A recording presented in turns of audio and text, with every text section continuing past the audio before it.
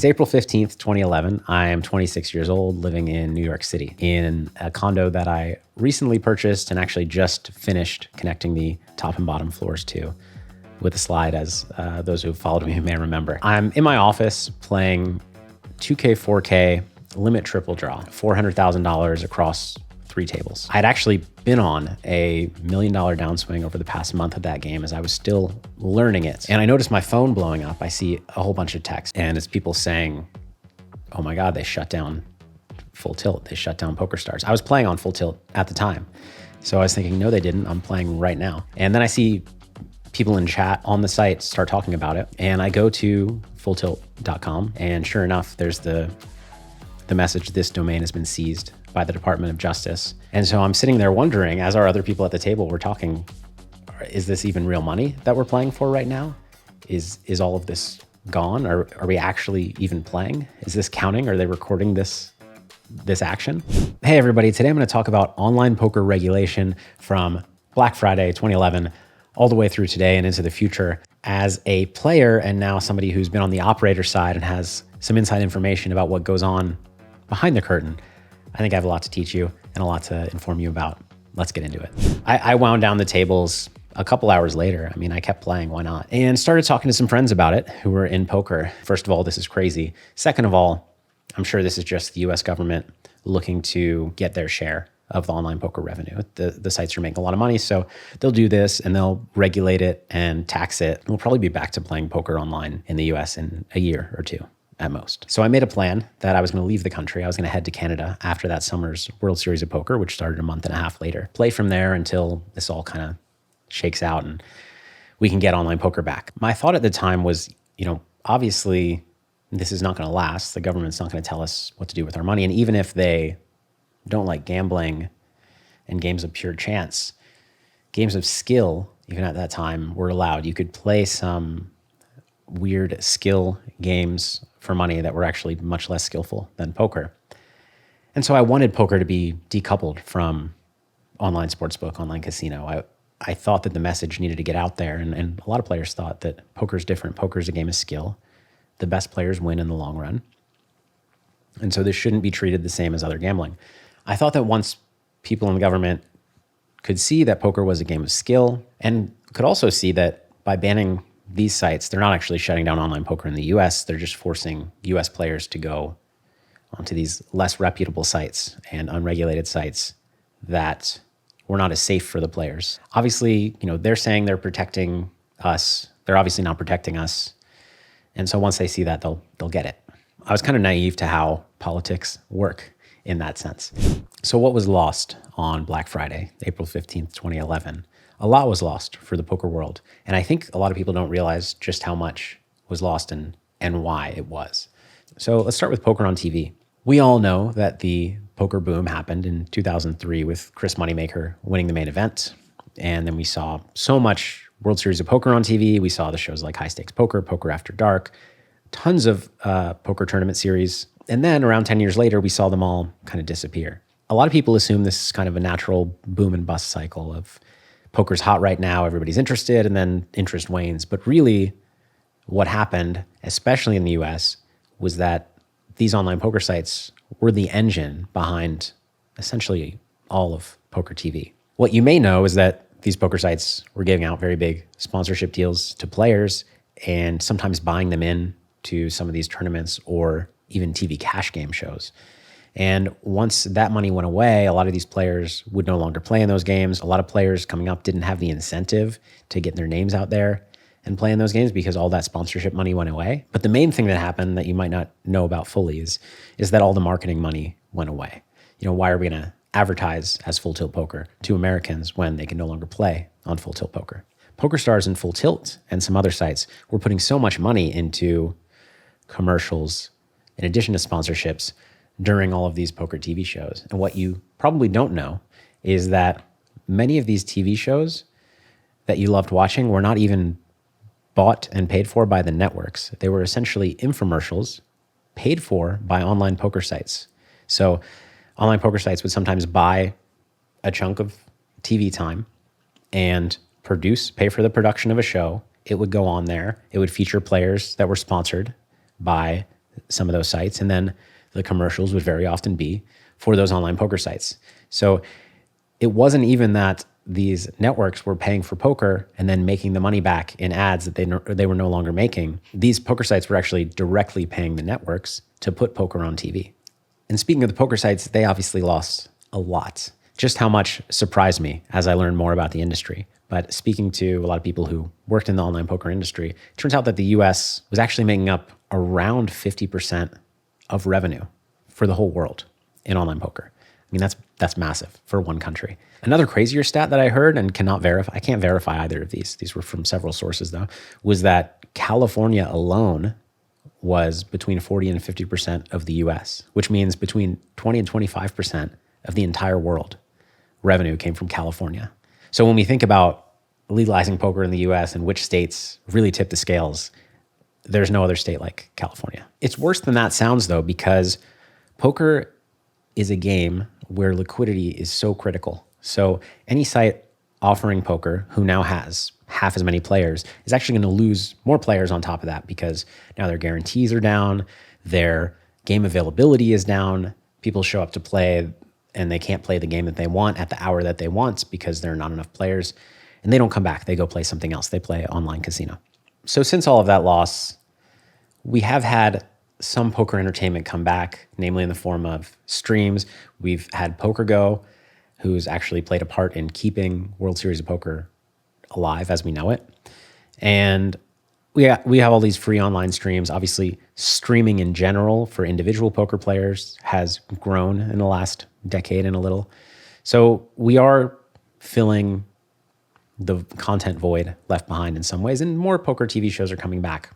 But it's been over a decade, and the state of regulated online poker in the US is still pretty unfortunate. So what actually happened a couple of years ago was the opposite of what I was expecting to happen, which is that online sports betting, which people probably will argue is less of a game of skill than poker, came back in full force in the US. Online sports betting is legal in all of these states now, while online poker is only legal in 7 states: Nevada, Michigan, West Virginia, Pennsylvania, Connecticut, New Jersey, and Delaware. So why is poker lagging behind sports? When you look at companies which have poker, casino, and sports all combined, poker is usually going to make up less than 5% of their total revenue.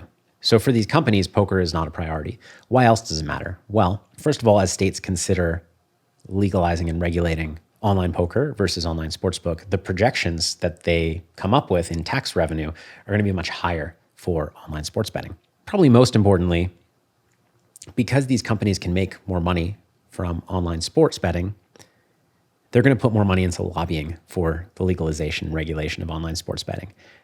There's just more money behind the movement of getting online sports betting legal than there is behind the movement of getting poker legal. But I do have some relevant knowledge here, which is that over the period of middle end of 2020 to the very end of 2021, my company, Run It Once Poker, which is legal and regulated in much of the rest of world area, spoke to many online gaming companies who are interested in offering poker and considering acquiring us. So I, with all of the ones that got serious, signed NDAs, so I can't speak much about it. But I do know that several companies who existed in the US are interested in adding poker. I know that a lot of poker companies and casino companies that are not in the US yet are interested in getting into the US and adding poker. So to me, that indicates that they think online poker is going to be coming to more and more states, because as it stands now, with 7 states having legal online poker and only a fraction of those sharing liquidity, you can't really make much money from poker. They wouldn't care about poker if that's where it was going to end up. So at least as of a couple of years ago,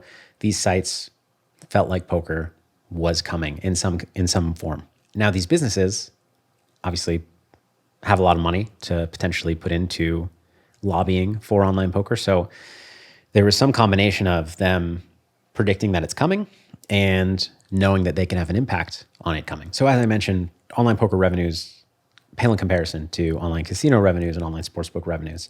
So you might be wondering why these businesses really care about adding online poker. The first reason is acquisition costs.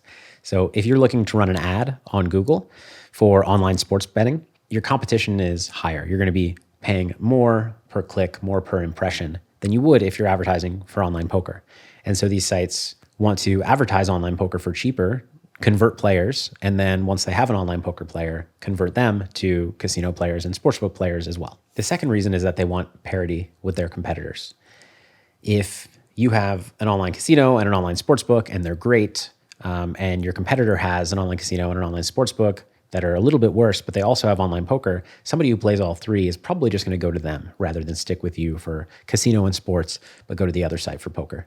So in that way, it helps with retention as well, acquisition and retention. So not only because paid acquisitions are cheaper through poker, but people looking for poker and sportsbook are going to go to the platform that has both. Then, of course, there's a segment of the customers who are not interested in online casino. They're not interested in online sportsbook. And so these are customers that these sites don't have access to right now. Or perhaps they are very slightly interested in playing some online blackjack, but not enough to sign up. Yet they're interested enough in poker to sign up, and then they'll play a little bit of blackjack on the side. So what happens if more states, specifically big ones like ideally California, perhaps New York, legalize online poker in the US? I think it's going to be really good for poker players, assuming they share liquidity and assuming the regulations are not absurd. First of all, we're going to get more poker on TV. We're already seeing more streams, and I know for a fact with inside information that others are starting studios to create more poker content. A lot of businesses are creating more poker content in the last year than they have been since 2011, which of course is going to lead to more people in general playing poker because more people are going to be exposed to it. I don't think we're going to see a boom like in 2003. I think that that's never going to happen again. But I do think we'll see a pretty significant increase in poker media and marketing, and therefore a pretty significant increase in the number of players interested in poker in general. Along with that, like I mentioned, marketing, there's going to be more marketing money spent in the US on poker players.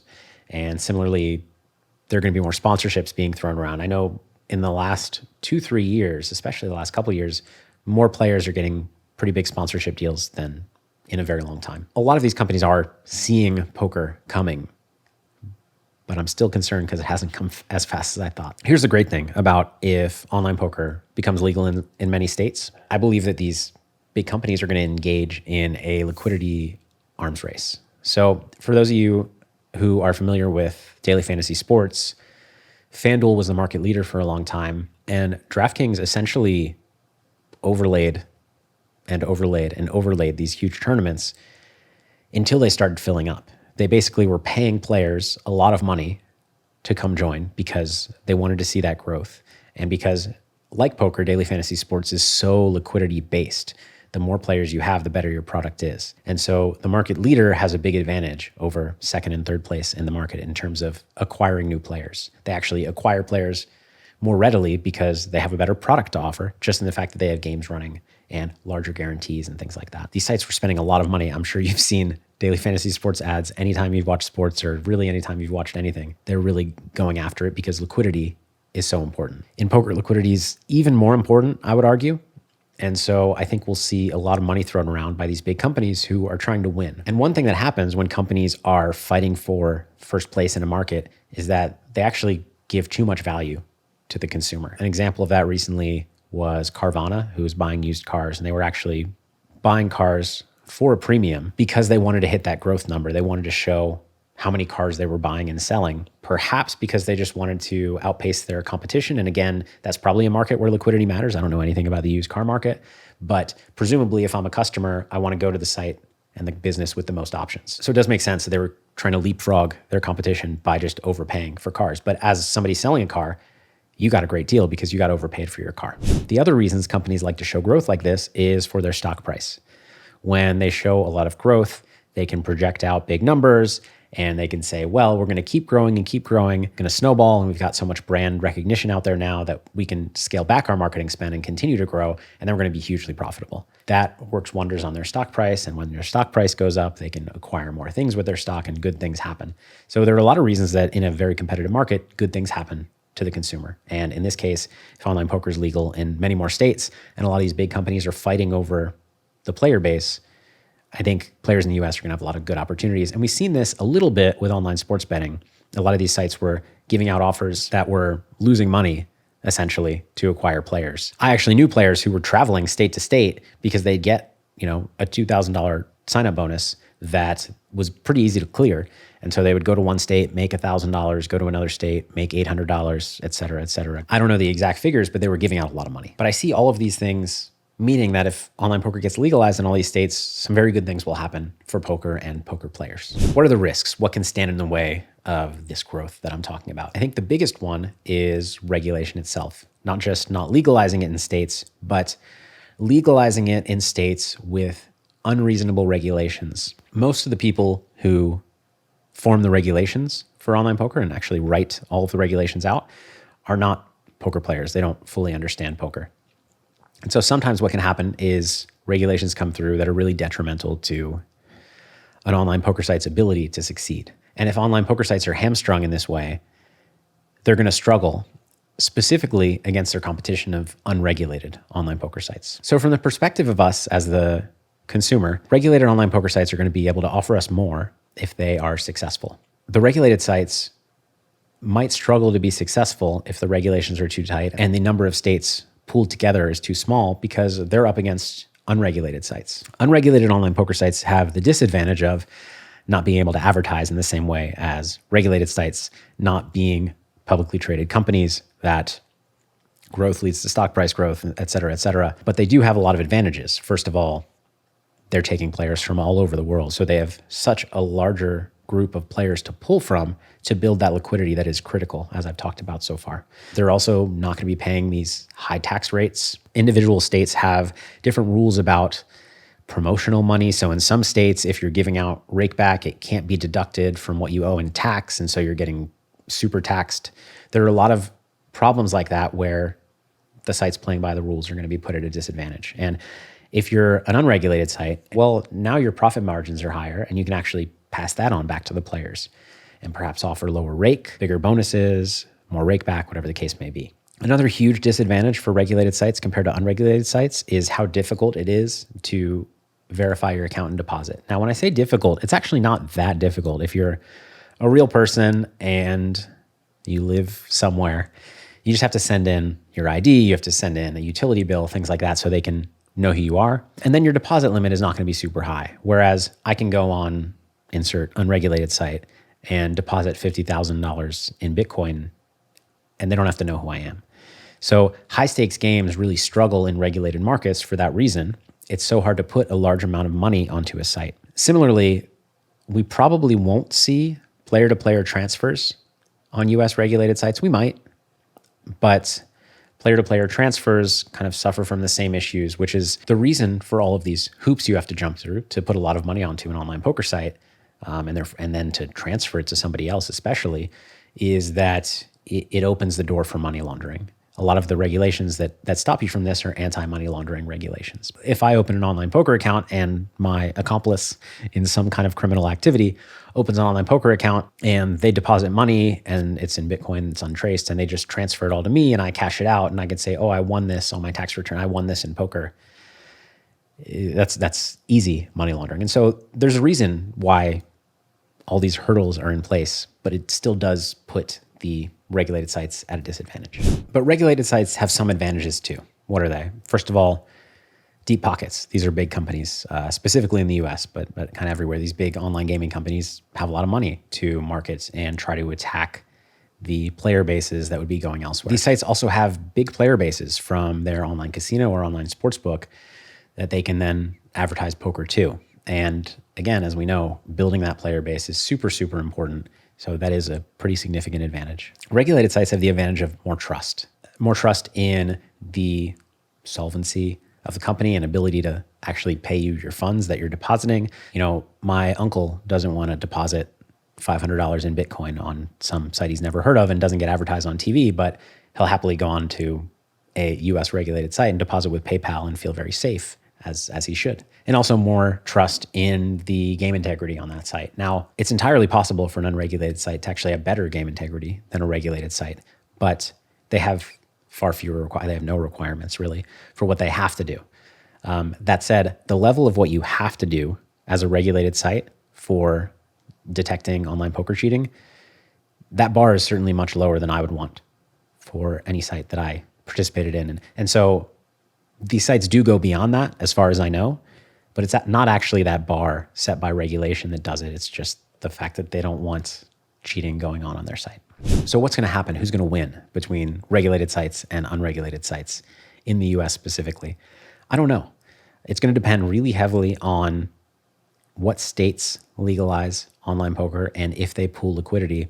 And then lastly, what these regulations are, if they're really hamstringing these companies so that they are fighting the unregulated sites with one arm tied behind their back, or if they're able to operate a pretty good business. I will say, if you are playing on unregulated sites, keep an eye out for more states legalizing online poker. Because if I'm a large gaming company and I'm planning to ramp up my online poker vertical, the first thing I'm going to want to do is take out the competition. And again, these are companies with a lot of money, a lot of lobbying power. So these sites that the government's not really paying attention to right now, if pushed by people who are giving them money, either through taxes or other means, they're going to start looking. And so I would say be careful with your funds in general always, but especially as more states legalize online poker, I think the risk of the US government going after unregulated sites goes up higher and higher. I hope you found that helpful and or interesting. This is different than a lot of my other videos, which are more strategically educational. So I'm really curious if you guys would let me know in the comment section how you liked this style of video, how you like the information, if you'd rather me just stick to teaching you poker concepts. And if you want to see more of this or you want to see more of my other stuff, please subscribe to my channel. I'm increasing my video frequency. I'm trying to improve my video quality and putting a lot more time and effort into it. So I think you're going to like what I'm putting out. Until next time, good luck and take care.